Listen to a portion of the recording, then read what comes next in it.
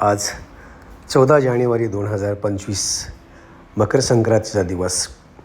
आजचा हा खरं तर महिलांचा उत्सवाचा दिवस.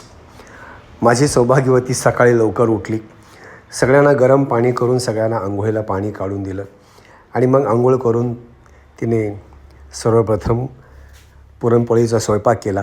पुरणपोळीचा स्वयंपाक करून मग सजून नटून अंगणात असलेल्या तुळशीची पूजा केली, तुळशीला वंदन केलं.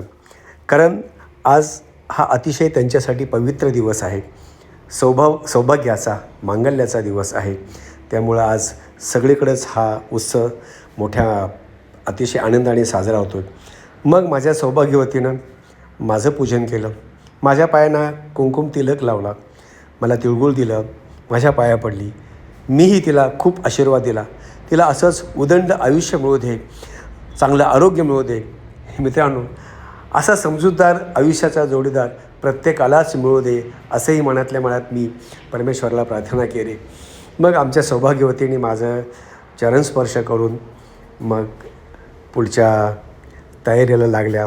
आज खरं तर गावामध्ये विठ्ठलाच्या मंदिरात जायचं असतं. तिथे प्रथम विठ्ठल रुक्माईच्या मंदिरात जाऊन त्यांना अगोदर वसायचं असतं. तिथे त्यांच्या चरणावरती आपलं डोकं टेकवायचं असतं आणि मग गावात भेटणारी प्रत्येक सौभाग्यवती यांना वसायचं असतं. आणि मी आज त्यांना विठ्ठल मंदिराच्या आत सोडून आलो. तर अशा पद्धतीनं माझ्या